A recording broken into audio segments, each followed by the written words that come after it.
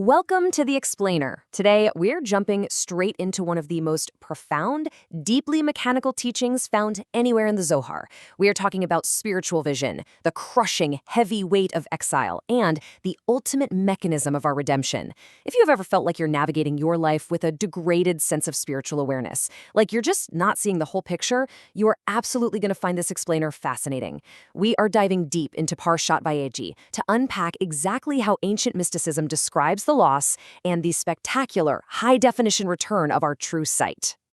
I want you to picture a vividly cinematic scene. Imagine it in full 4K resolution in your mind's eye. The patriarch Israel, his eyes growing dim and heavy, sitting quietly in the muted, creeping shadows of an impending exile.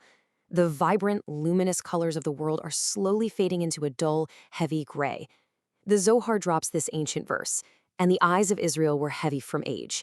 But listen, when we access the Yesod, the secret, hidden layer of this text, we realize this is absolutely not just about biological aging.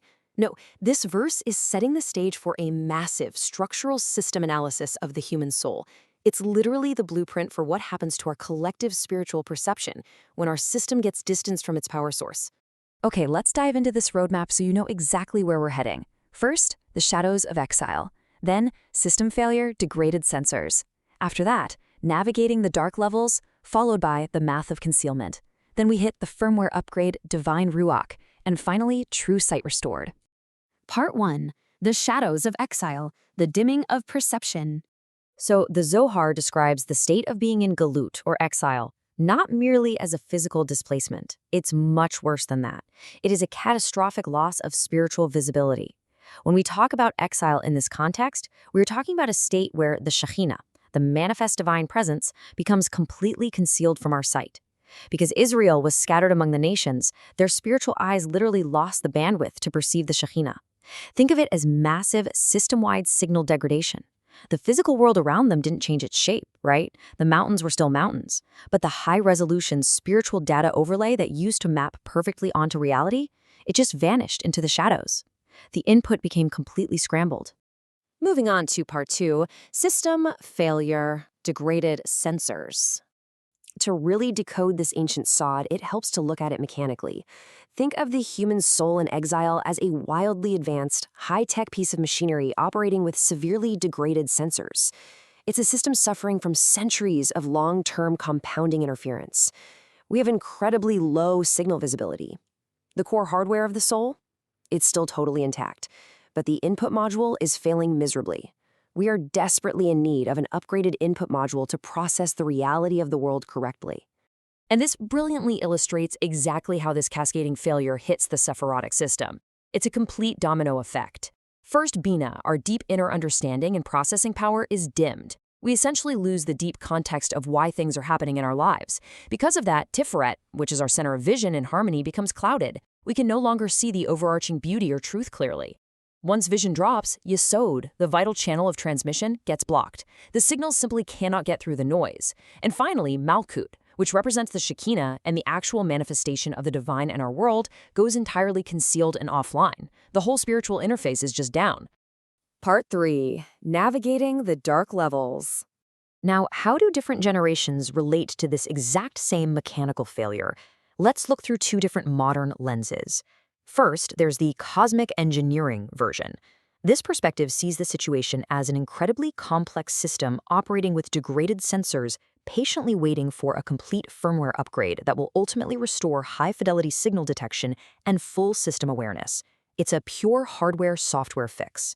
But if you prefer a video game analogy, imagine your character is navigating a particularly difficult dark level. You've been hit with a severe impaired vision debuff. Everything around you is foggy, the correct paths are totally hidden, and the dangers are practically invisible. What we are desperately waiting for is that exact moment we unlock the true sight ability, instantly dispelling the fog and revealing all the hidden paths on the map. If you've ever felt spiritually foggy or lost in your day-to-day life, you are quite literally experiencing this exact exile debuff in real time. Part 4. The math of concealment.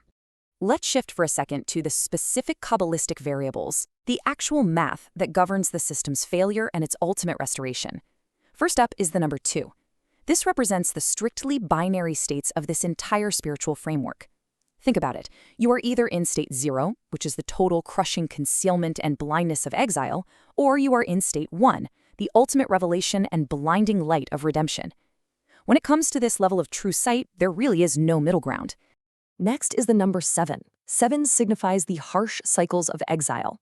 Just as there are 7 lower Sephirotic, there are these deep cycles of time and history that have progressively dulled our spiritual perception, steadily degrading our sensors over generations. It's like static. The interference just builds up heavier and heavier over these 7 distinct cycles.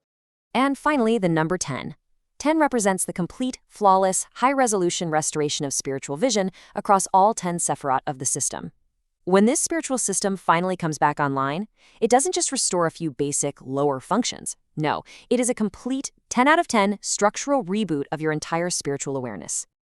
And I love this. Notice how the Zohar uses color to track the system's status.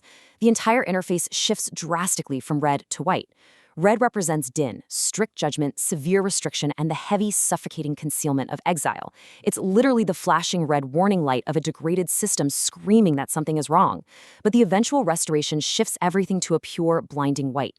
White represents total illumination, clarity, and rahamim, which is mercy returning from the absolute highest, most pristine level of the system, a place known as Atik Yomin. Part 5.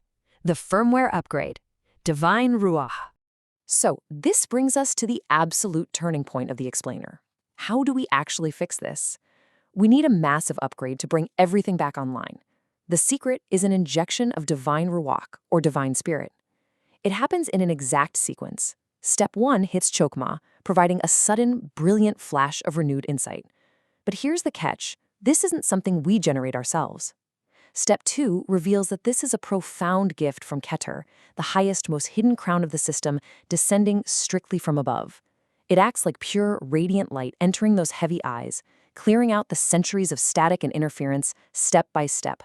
And finally, step 3, Malchut is fully restored. The Shekhinah becomes beautifully visible again. This is the exact moment your spiritual firmware is updated, and your personal system becomes fully operational. Which brings us to Part 6, True Sight Restored. So what is the ultimate reality when this full-resolution spiritual awareness is finally achieved? The crucial point comes down to this one specific promise in the Zohar. Until the Holy One gives his spirit to them. The text makes it absolutely undeniably clear that we cannot simply squint harder to see through the darkness of exile. We can't just try really hard to see it. True sight is only restored when this divine spirit, this divine ruach, is injected directly into our operating system by the Creator. It's an external patch that perfectly recalibrates our internal sensors.